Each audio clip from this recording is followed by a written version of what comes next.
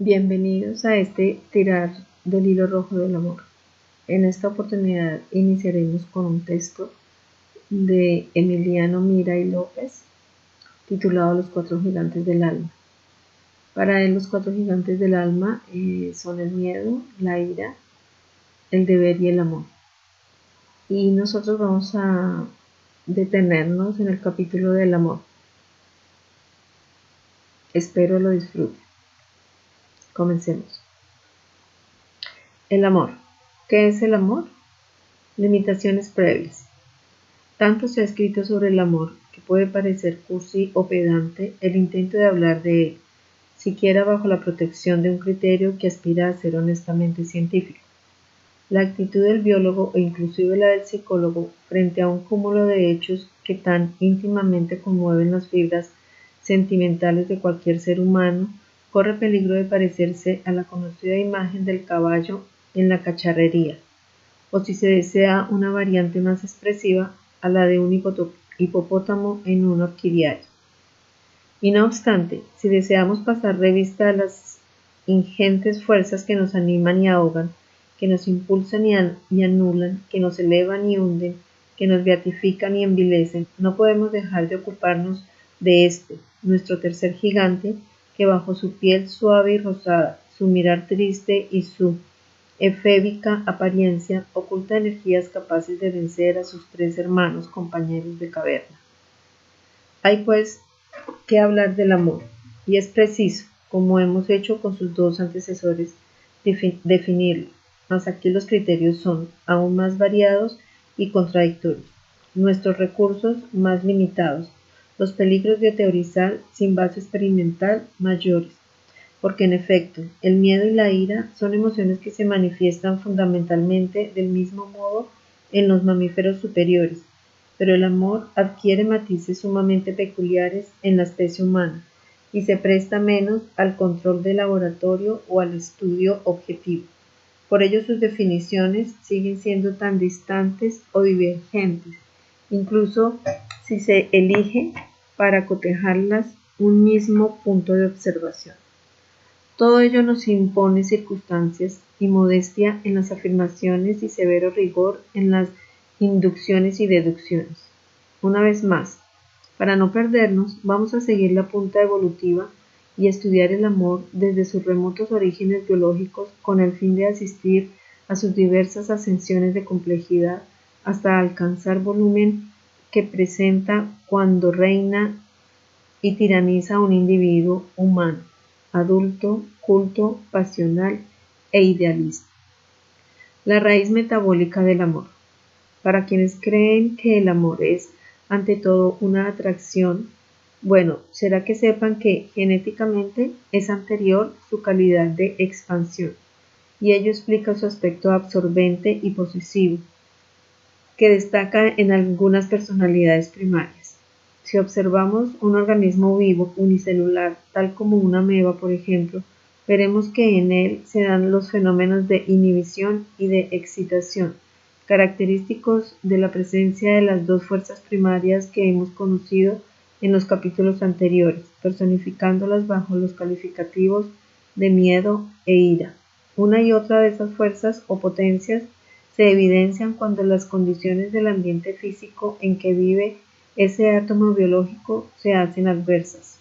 Mas, si tenemos paciencia en la observación de su devenir, sorprenderemos un momento en el que el crecimiento protoplásmico de esa ameba ha alcanzado una plenitud y una turgencia tales que empiezan a dificultar su propia existencia individual, porque tal organismo tiene una forma esferular que desde el punto de vista defensivo es la más útil, abre paréntesis, pues permite encerrar mayor cantidad de materia en menor cantidad de superficie vulnerable, cierra paréntesis. Pero, desde el punto de vista nutritivo o metabólico, es en sí peligroso, pues a medida que aumenta la masa orgánica, tiene relativamente menos fronteras con el medio ambiente, pero asegurarle tanto intercambio asimilativo, absorción de productos nutricios, como el desasimilativo, expulsión de productos de desecho que casi siempre resultan tóxicos. De esta suerte va acumulándose cerca de la membrana de contacto un número cada vez mayor de metabólicos degradados, los llamados catabólicos, o sea, de moléculas químicas que representan un peso muerto, un estorbo y una amenaza para la pervivencia del ser. A la ameba se le presenta pues en el instante mismo en que alcanza su máximo volumen y lozanía aparente el trágico dilema shakespeariano: renovarse o morir, es decir, transformarse, lo que en parte es morir, para vivir una nueva vida, anquilosarse y momificarse, lo que en parte es persistir, para perdurar anacrónicamente en la sombra de lo que fue. Cuando llega ese momento crucial en la vida de cualquier organismo vivo, es cuando mejor vemos la imposibilidad de separar la vida y la muerte, ya que ambas no son sino aspectos complementarios del mismo concepto fundamental de la ciclomorfosis. La vida procede de la muerte y retorna a ella. Incluso en la Biblia está escrito para el hombre: pulvis eris in pulvis reverteris. Mas, precisamente en el vértice del ángulo que marca el tránsito de una a otra de esas vertientes surge el fenómeno de la reproducción, que desde el punto de vista físico-químico marca la raíz ancestral del amor. En efecto, ¿qué le ocurre a nuestra ameba cuando enfrenta tal dilema? Un curioso proceso de bipartición: empieza a producirse un estrangulamiento en su centro, adquiere la forma de un huso y pronto la de un ocho. Finalmente se divide en dos células que pronto se distanciarán y vivirán independientemente, iniciando su proceso de crecimiento y expansión hasta que, a su vez, sufran el mismo ciclo de bipartición. Ahora bien, en el momento en que se termina la estrangulación del cuerpo de la ameba y éste se divide en dos, ¿cabe decir que muere o que adquiere doble vida? ¿Cabe afirmar que aquel engendrar las dos células hijas, o es más exacto afirmar que sigue existiendo, transformando y dispersado en el espacio-tiempo? Sea de ello lo que quiera, un hecho subsiste incontrovertible: la perpetuación, por fragmentación reproductora asexuada y monógama, de la substancia viva, se ha de considerar como fundamentalmente impelida por la necesidad de asegurar la pervivencia de los procesos nutritivos que conducen a la expansión vital, una vez que ésta se veía seriamente limitada por su propia antítesis. De esta suerte, la nutrición, que es condición sine qua non de la vida, entraña una génesis de antivida, muerte, que solo puede combatirse creando nuevas condiciones a su proceso. La fuerza que asegura esas nuevas condiciones, simbolizada en el eros de los griegos, el soplo anímico, el impulso creador, el elan vital bergsoniana, etc., procede de ese oscuro anhelo de ser y poder, que nutre a sí mismo al gigante rojo, y es a su vez consubstancial y antinómica de la no menos oscura tendencia a la anulación, concentración e invariación que caracteriza al gigante negro. Todo cuanto tiende a la estabilidad camina hacia la muerte, mas todo cuando tiende a la perdurabilidad también camina hacia ella. En el fondo, la perdurabilidad no es otra cosa sino la estabilidad en la eternidad, así como recíprocamente la estabilidad no pasa de ser la perdurabilidad en el espacio infinito. La gran paradoja del amor. Mucho temo que el lector se halle en este instante un tanto desorientado por este súbito encuentro con la filosofía. Sin querer estamos discurriendo a lo largo de la frontera ontico-ontológica, bordeamos el misterio que separa las categorías de lo inmanente y lo trascendente. Ello es obligatorio, porque el amor es, por definición, un proceso complejo y contradictorio, que no puede ser situado ni limitado concretamente en un determinado sector conceptual. Su energía es no solamente la mayor y la más variada de cuantas podamos imaginar, sino que, además, aspira, engloba e incorpora por una absorción sui generis las de sus gigantescos compañeros de morada. Por esto es, quizás, la única fuerza capaz de aumentar en razón crítica directa de los obstáculos o resistencias que se le oponen. Por ello, también triunfa en definitiva sobre todos sus adversarios cuando estos se unen en consorcio para anularlo. Y sin embargo, tampoco hay ejemplo de otro ente que sea capaz de acusar mayor delicadeza y sensibilidad, mayor variabilidad e inestabilidad, delicado y fuerte, puro y perverso, tierno y cruel, audaz y tímido, sincero y comediante. No hay contradicción ni antinomia que no pueda ser detonada en la historia del amor.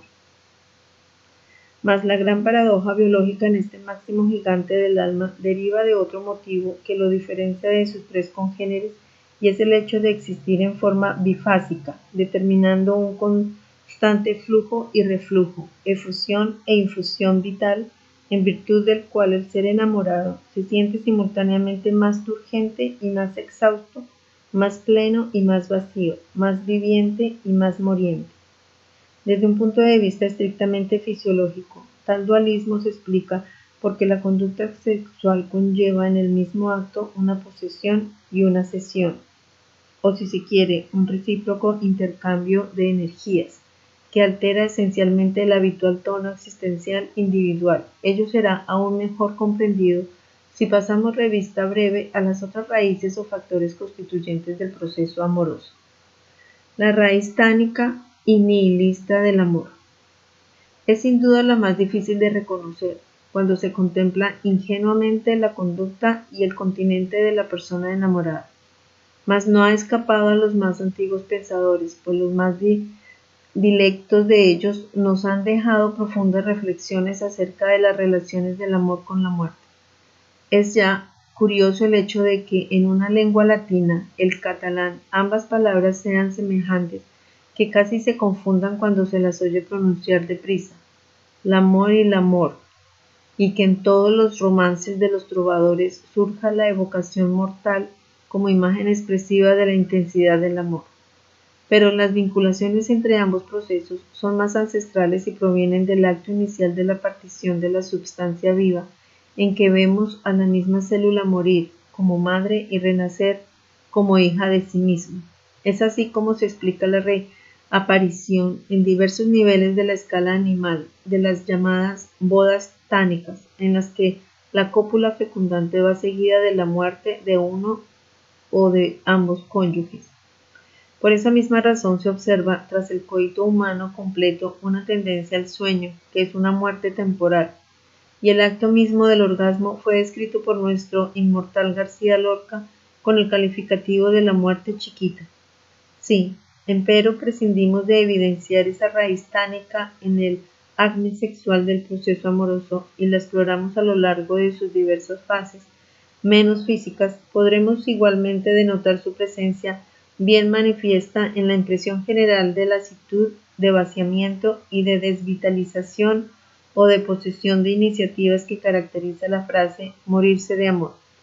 Antes de llegar a ella, el ataque del amor, con sus síntomas de pérdida del apetito, desinterés por la realidad y el trabajo, falta de voluntad, etc., hace que la gente le consideren como sinónimo de una perturbación, por atontamiento que lleva a quien la siente a una curiosa e indefinible sensación afectiva de dulce anulación vital o morencia. Muchos enamorados describen este estado de morencia como un sueño, y bien sabido es que el sueño representa el puente que nos aleja de la vida. Pero aún hay más. La raíz tánica, o sea, el obscuro impulso a retornar al no ser primitivo, se expresa también físicamente de un modo activo, en el deseo de dar la vida en holocausto al ser amado, es decir, de sufrir y de sacrificarse por él. Todas las perversiones masoquistas no representan otra cosa más que exageraciones patológicas de esa misteriosa tendencia autoagresiva y autoanuladora que aparece integrada con el amor y representa en realidad el residuo o impacto que en su génesis dejaron sus dos gigantes ascendientes, el miedo mortal y la ira destructiva. No son pues solamente los grandes místicos los que desean cuanto antes desvanecerse, muero porque no muero, de Santa Teresa, sino también muchas mentes bien vulgares, es decir, de escaso volumen psíquico, como lo prueba el frecuente suicidio de las mismas ante un supuesto amor imposible. Y decimos supuesto porque el amor es siempre posible, lo que a veces no es probable, en el peor de los casos, es su correspondencia física. Es sin duda esa raíz, tendencia a la autoanulación para transmutarse, que Ortega y Gasset se refieren cuando en sus estudios sobre el amor escribe una observación ácidas, pedestres y poco dignas de su fama acerca del enamoramiento.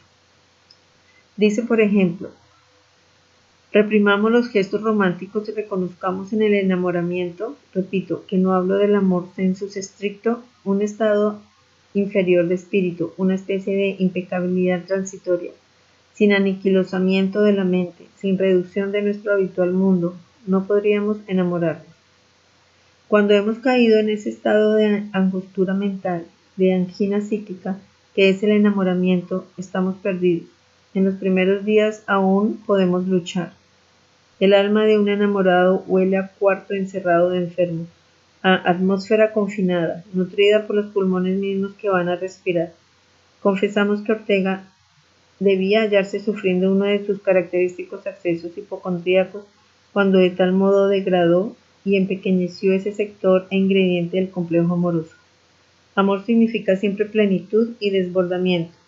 Si el ser en sus diversas estaciones adquiere contactos y semejanzas con su no ser, ello es precisamente porque roza la eternidad y discurre por los linderos trascendentes de alma universal, en donde los yos son apenas insignificantes átomos espirituales, carentes de individualidad propia.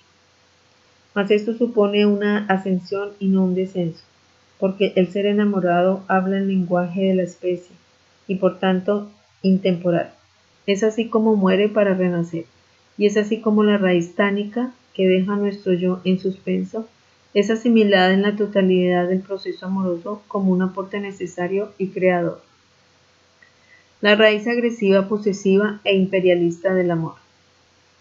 En aparente oposición con la anterior, pero en profunda correlación con ella, se encuentra esta raíz sádica, cruel, absorbente y tiránica del dinamismo amoroso.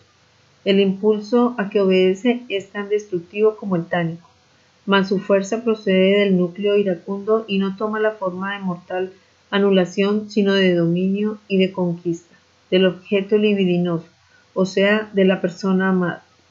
Es esta raíz la que da a las primeras frases del proceso amoroso el aspecto de una lucha o combate, en la que por lo general la personalidad más agresiva, masculina, pasa a la ofensiva en tanto la menos agresiva, femenina, se mantiene a la defensiva.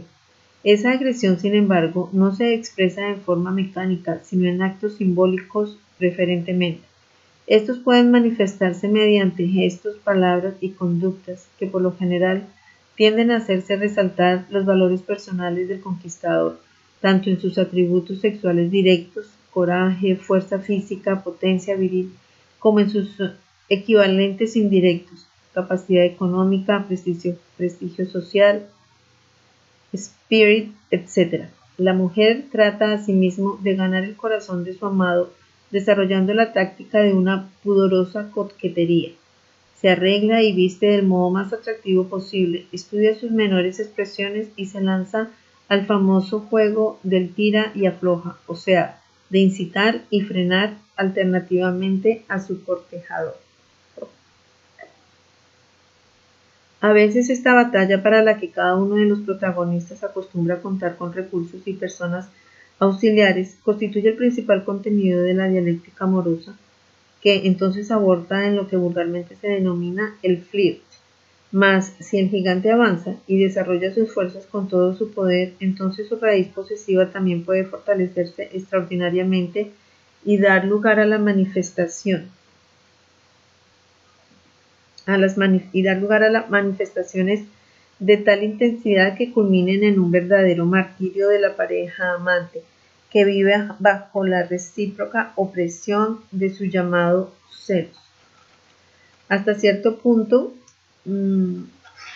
puede afirmarse que la raíz agresiva del amor tiene también reminiscencia de la raíz metabólica. En efecto, Un caso particular de la nutrición celular es la llamada fagocitosis, en la que la célula engloba las partículas más aptas para asegurar su supervivencia, antes de llegar a la fase de su partición, emitiendo los característicos pseudopodios que pasan a rodearlas, aprisionarlas y finalmente aseguran su dilución y asimilación por el protoplasma. Pues bien, la persona amante, cuando su conducta se rige por el impulso agresivo, también fagocita, aprisiona, engloba, anula e incorpora a su propio ser objeto amado, en un proceso de absorción cuya manifestación física más ostensible es el beso y el abrazo. La gente innara se acostumbran a expresar su atracción amorosa con requiebros e imágenes nutritivas. Me lo o la comería.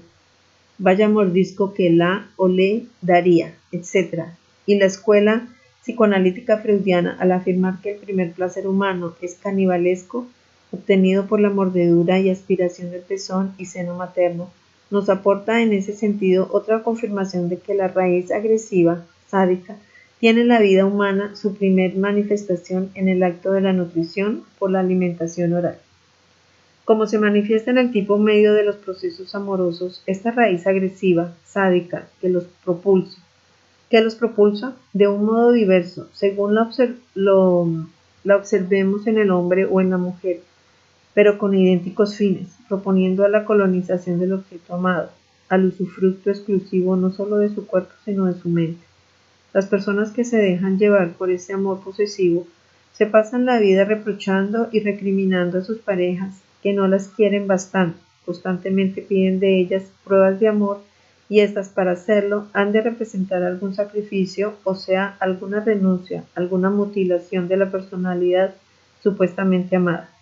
Es así como ésta pasa a ser en realidad víctima de quien afirma amarla y en realidad consuma un lento y solapado asesinato psíquico, tratando de justificarlo, en el peor de los casos, por un exceso de amor. Ese exceso que lleva a veces al llamado crimen pasional y al célebre y manoseado frase de Copla, la maté porque la quería. Naturalmente, quien exhibe este tipo de proceso amoroso afirma que ellos no piden más de lo que espontáneamente dan. Si desean escribir constantes manifestaciones de cariño y devoción, es porque ellos también las prodigan y solo viven para pensar y en querer su objeto amado. Es frecuente oír decir a tales personas, yo solo vivo para mi amor, o me desvivo por él. De lo que no se dan cuenta, cuando tal afirmación, es que haciéndolo así, lo que consiguen es no dejar vivir a ese amor. La raíz genital del amor. He aquí la que podríamos también llamar raíz natural y propiamente genésica, fecundante del amor. Ella es la que proporciona el placer orgánico, conocido con el término de orgasmo, tras del cual corren alelados muchos mamíferos bípedos creyendo que en él consiste cuanto hay de bueno en el amor. Mas la serie de resoplidos y de vivencias orgiásticas que es capaz de producir la acumulación de hormonas sexuales y de cargas libídicas no puede ni debe ser considerada como la finalidad ni la esencia del proceso amoroso. Este es mucho más que eso, aun cuando no pueda tampoco existir plenamente sin eso. Desde un punto de vista de mira fisiológico, la tendencia a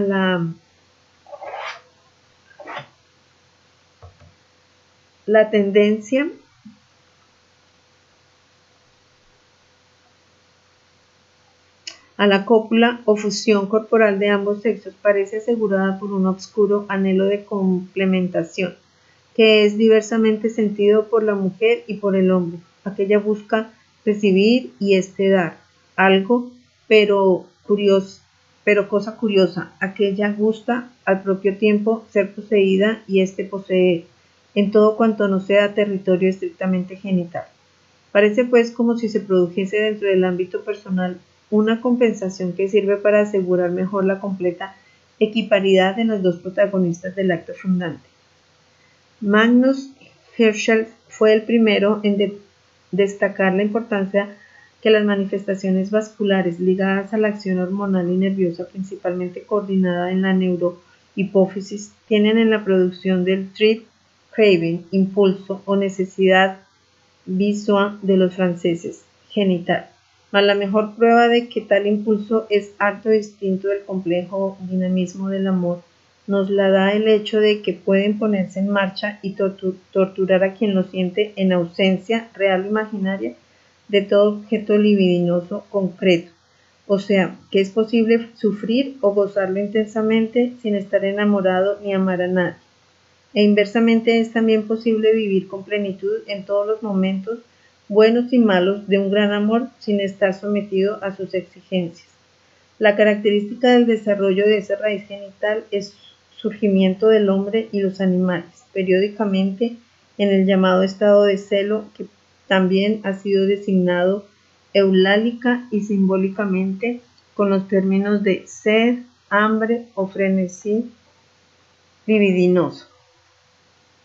En los varones humanos, la distensión de las vesículas seminales, en donde se almacena el líquido espermático elaborado en los testículos, provoca inicialmente una impresión general de turgencia, que se acompaña de una tendencia a la congestión y vasodilatación del área genital, contumescencia y erección espontánea y frecuente del pene, aun en ausencia de toda imagen, idea o deseo de ayuntamiento sexual. Lo corriente es, empero, que durante ese periodo surjan recuerdos y fantasías eróticas en la conciencia, o que el individuo atienda de un modo desusado cualquier estímulo relacionado con el sexo opuesto. Si se acerca a él una mujer cualquiera, se verá idealizada catatímicamente por él y construirá objeto de agresión genital directa o indirecta según las circunstancias, o por mejor escribir, de agresión real o imaginaria. En la mujer también existe un periodo de aumento de la tumescencia genital casi siempre en los días anteriores a la aparición de la menstruación, durante los que también se acostumbra a notar una relativa turgencia de los senos. Mas en ausencia de actividades genitales previas, tal congestión no conduce, como en el caso del varón, a repercusiones en la vida mental, excepto en caso de llamada constitución hipersexual, en los que el impulso a la intromisión de algo en la vagina puede alcanzar una violencia tan grande como la necesidad de eyaculación en el hombre. Por lo demás, es preciso tener en cuenta que el orgasmo genital es en la mujer, por regla general, más lento y más duradero que en el hombre, motivo por el cual en muchas ocasiones este termina el acto sexual sin haber aquella obtenido el placer buscado, y si lo obtiene, queda más totalmente satisfecha que su compañero. De otra parte, dado el mecanismo de la cópula, a la mujer le es mucho más fácil que al hombre simular o fingir la descarga genésica que pone temporal punto final a la excitación de la raíz genital. Ambos hechos explican por qué, en realidad, hay pocas ocasiones en que la raíz genital del amor se halla total y permanentemente satisfecha, y porque en apariencia lo está casi siempre que se da la llamada unión libre de los sexos. La raíz érgica, creadora o fáustica del amor. Esta es la que desde un punto de vista estrictamente humano más nos interesa. Su sola presencia basta para hacer perdonar a Eros todos sus pecados y para proclamarlo distinto a sus tres compañeros existenciales. Ni el miedo, ni la ira, ni el deber son capaces aislados o en conjunto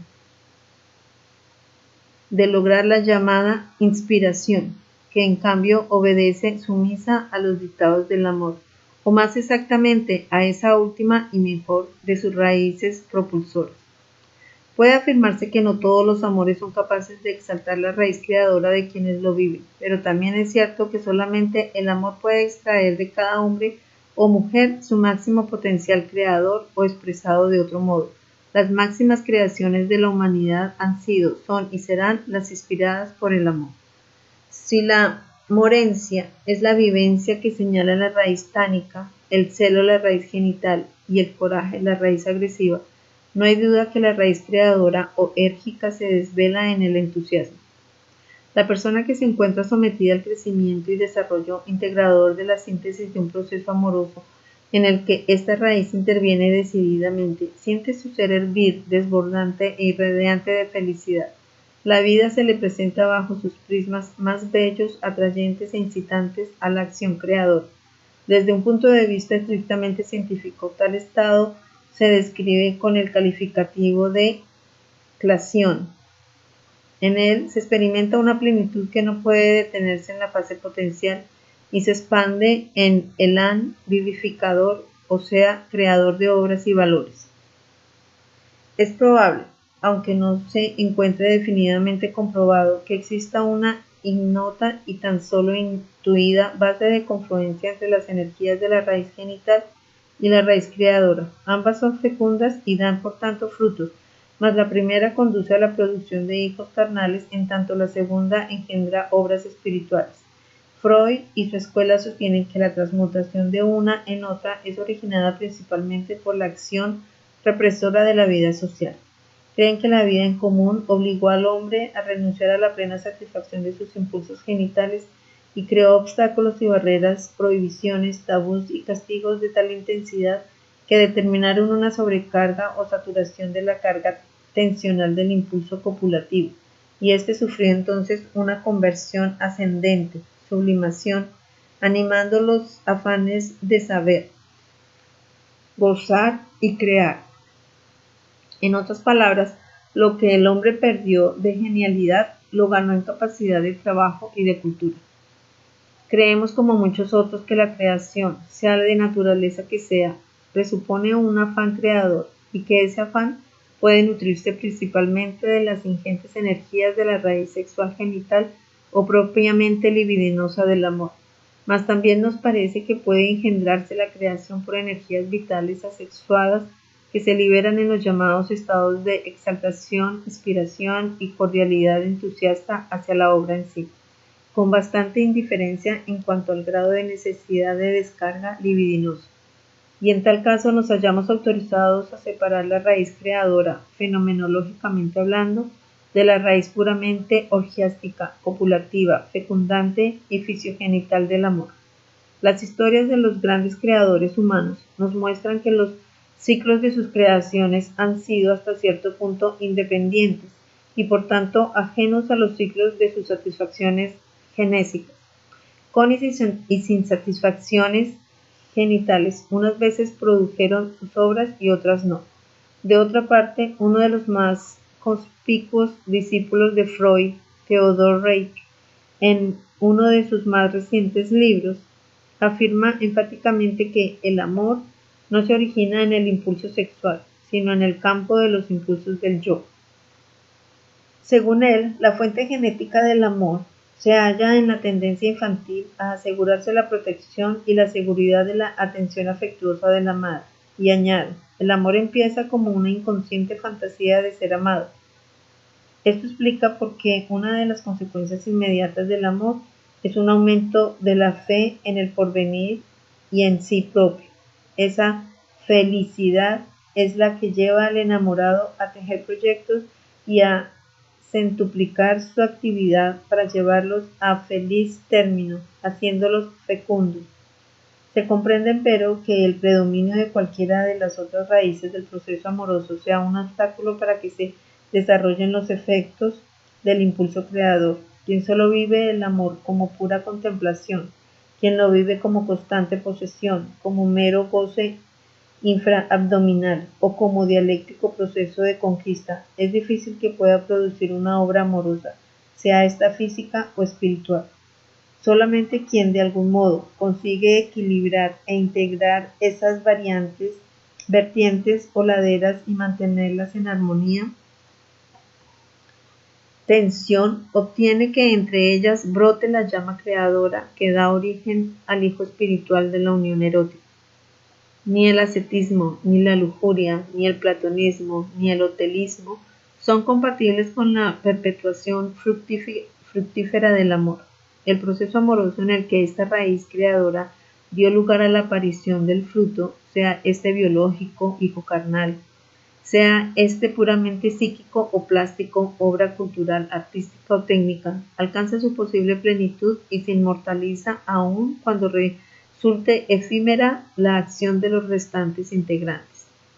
Por el contrario, si la combinación de estos no consigue llegar a la producción de esa obra, el amor resulta estéril y pasa a ser un fuego fatuo, de aspecto más o menos brillante y seductor, más completamente intrascendente.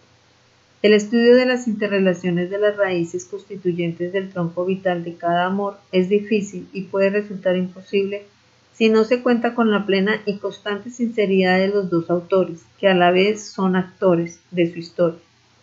Será preciso, en efecto, antes que nada, descontar cuanto haya de vanidad, de amor propio, de testarudez o de hábito en el impulso creador, no sólo de la obra sino de la conducta amorosa, ya que ésta a veces constituye por sí misma una obra de singular calidad estética y ejemplar valor ético.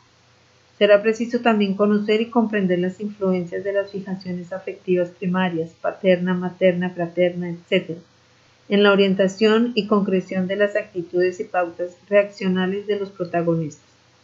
Todo ello supone una dedicación y un esfuerzo que raras veces se consiguen, a menos que el observador sea uno de los elementos a estudiar, y en tal caso le sobre pasión y le falta perspectiva para llegar a juicios válidos. Ello explica por qué sobre el amor hay mucho más literatura que ciencia, mucha más fantasía que realidad, mucho más prejuicio que juicio. Bueno, entonces esta es como una pequeña pista para tirar de nuestro propio hilo rojo del amor y podernos ubicar en qué raíz estamos en nuestra expresión de amor. Si en una raíz metabólica del amor, si en una raíz agresiva, si estamos dentro de una raíz genital o de una raíz fáustica, tal y cual como lo llama el autor. Entonces, a la tarea, a tirar del hilo rojo del amor y bueno, a identificar en qué raíz estamos y hacia cuál queremos ir. Nos volveremos a ver en otro texto y en otra tirada. Hasta pronto.